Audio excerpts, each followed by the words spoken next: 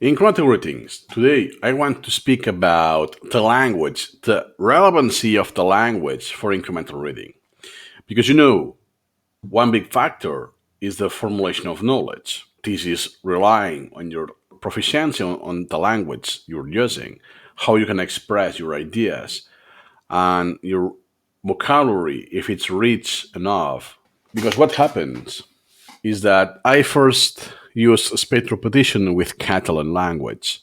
Then, some years later, I move on to Spanish or a mixture of Catalan and Spanish. And then, some years later, I introduced English as a vehicular language, as the lingua franca.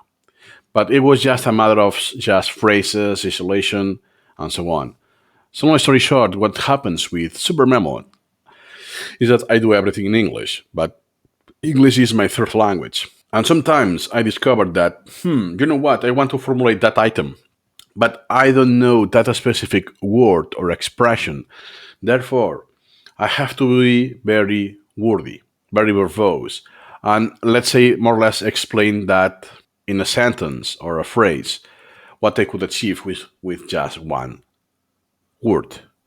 That is especially true for the Advanced English Collection, that it's very succinct.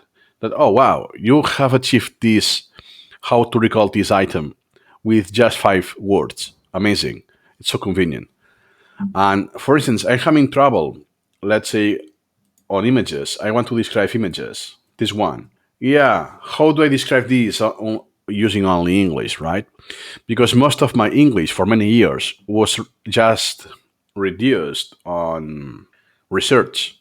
So when it was very specific, one small area of the overall English. So yeah, here I could say when man is laying down. How can I describe this more specifically in English? Laying down or leaning down, or how do you say that it's weighting his weight on the elbow? I cannot describe as much detail as I could do in Spanish or Catalan language. So therefore, I'm still lacking. My lack of this proficiency still is limiting my usefulness of incremental reading. Here, especially for images, I have my own conventions, so I can narrow down very quickly the hits on the search. Not a big deal. But what happens is that first, at the end of the day, you will realize that it will be best for free learning to use English as the lingua franca, because most of the language out there is in English, right? Even if you don't like that, that's a realization. At some point, you have to accept that. Then another thing is if you like English or not. I needed many years to like English. I have one video about that. If you want to check it out, it will be in one corner. Now I do enjoy it. Very late on my time, on my life, but I do enjoy it. But I still have some learning to do. That's why I still have so many items about English language. So what I want to show you is not just how relevant English the language is that it's very costly. And in my case, I have done this switch twice already. So let me show at the beginning. You know that I started with Anki. So those are more or less my cards that I did in 2014. Okay. These are very badly formulated. Keep that in mind. Most of what I will show you are a blatant violation of the 20 rules. That is because all of this was just for cramming, for passing exams. And I deleted those cards right after the exam. So most of the cards are horrible. But the point is that, if you notice here, that is Catalan language, that is not Spanish. So I was using just close deletion, as you can see. Pam, pam, pam. Nice. You get the idea, right? Okay, this is still in Catalan. Yeah, you can tell. Just memorizing a list. Wow, that's horrible. Absolutely horrible. That is Anatomy 2013.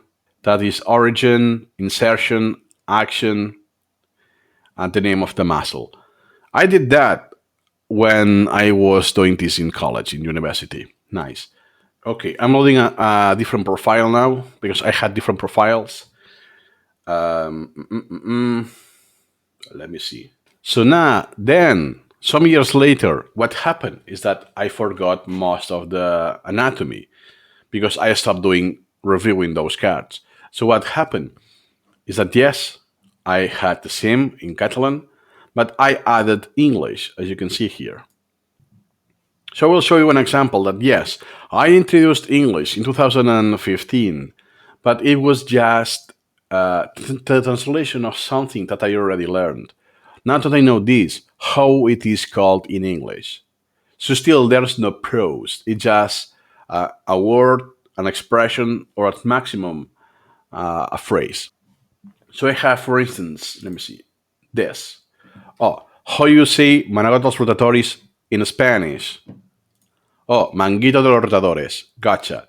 In this case, usually it's very similar because both languages comes from the same. They are from the same family. Sometimes you get a different word that has nothing to do. They are not cognates, and it's harder to remember. And then you have, let's say here, English. Is oh, how do you say manguito de los rotadores in English? And keep here. That's a huge revelation that I have now. I use flags to indicate the language. And you can see that here I used the British, not the American flag. That is because here in Spain, the English you learn at the school is the British English, not the American. And I keep going on that path until I didn't fully went free learning, that I just switch over the American. So you see here is just one tiny jump. Then what I did is image. I started doing close deletions in English, but for something I am reading. So I'm just reformulating, or just with not reformulating, just adding styling and whatever. And this is the very last cards I did in Anki.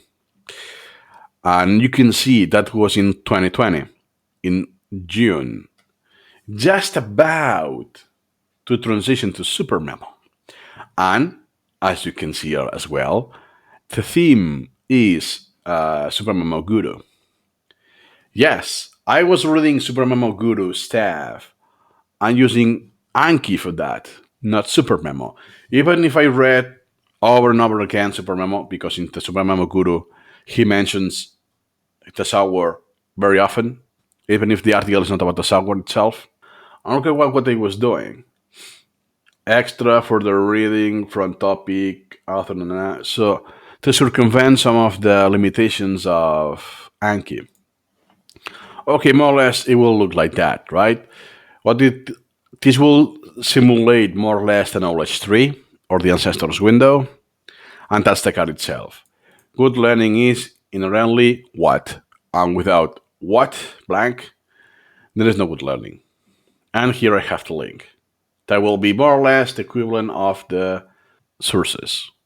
So you can see that from 2015, so there has been 5 years until I started just with phrases or just names, because until I didn't transition to fully English.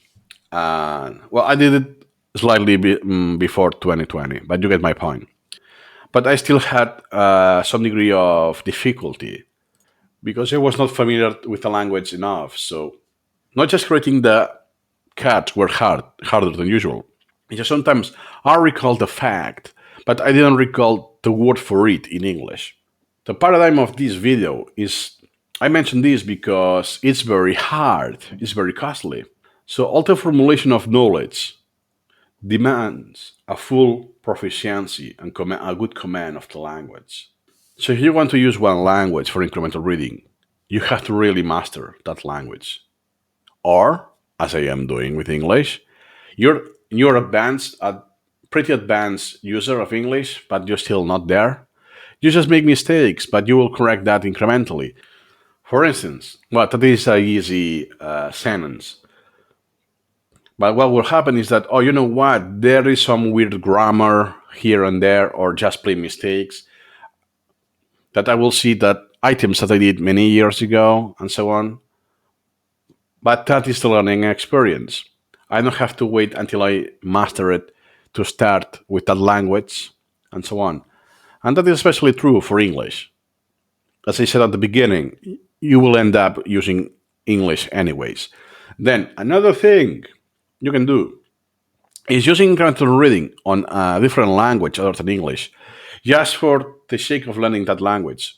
So yes, I have my language learning items, vocabulary, meanings, the usage of, pronunciation, and so on. But eventually, as I keep, as I increase my proficiency in that language, I can experiment and do incremental reading in that language.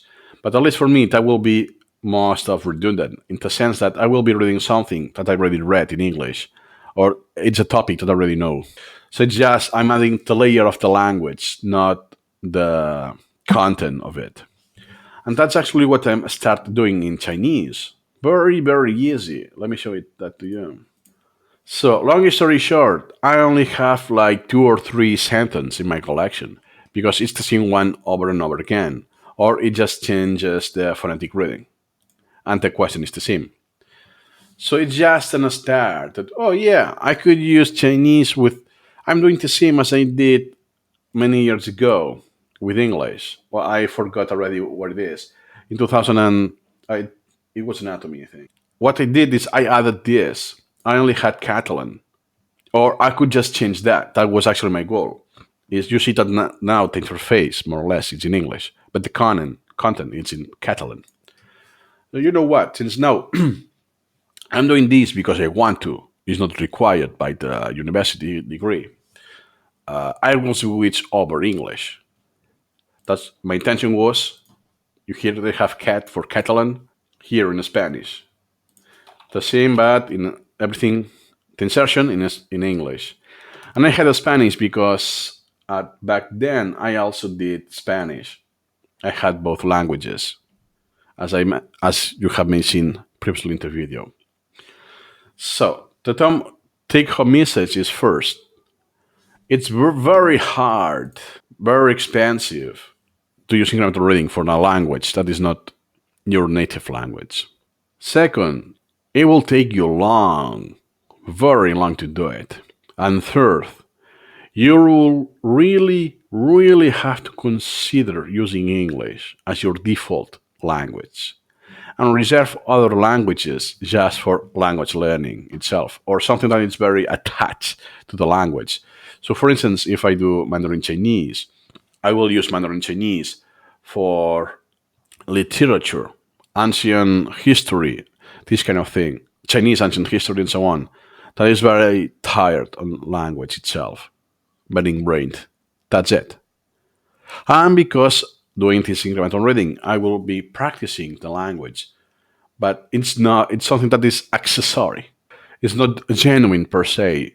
The collection, the incremental reading, will still be in English. And that is why I totally suggest for all non-speakers of non-native speakers, I mean, to use incremental reading and language learning at the same time on the same collection. If you're creating your own items, because that happens a lot with me. So let's say that I'm reading something. And axiology, yeah, I have read this several times, but I could not describe what it is in my own words. And I could tell you the exact translation in Spanish or Catalan because it's a cognate, but I cannot know. So what I will do is I will look for that in my own collection. Let's see the hits I have. Nice. So the advanced English collection has one item for that. It's oh yeah, the science of value. That is axiology. Nice. So what happens that even if I read for incremental reading, I will stumble upon expressions or words that I don't know. Or, yeah, I am familiar with, but I never actively made any effort to remember those. So I could passively review that within context if I read that, but I will never be able to produce, to use that word myself in my active vocabulary.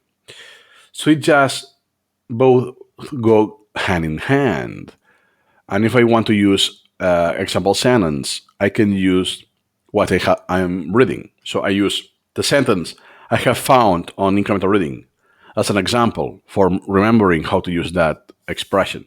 Even if you're native, you will have this at some degree, at much lesser degree, but you still will need to do that. And if you're not native, the load will be higher. That's why I suggest to do both in one collection, unless you do the Advanced English collection that it's pre-built and a different history. Because if you want to use incremental reading in English, you have to really live and think in English, let's say. There's no other way to do it well. Or you will be capped, you will be limited by your proficiency in the language. If you don't like English, as I did before, because I was coerced to study that language, feel free to check the video. It will be in the corner again, because that is key. If you want to use incremental reading and you enjoy it, but you dislike the language, then you have one very, very big issue. And you have to, my suggestion will be to find a way to appreciate English. And perhaps you will need to get out toxic memories.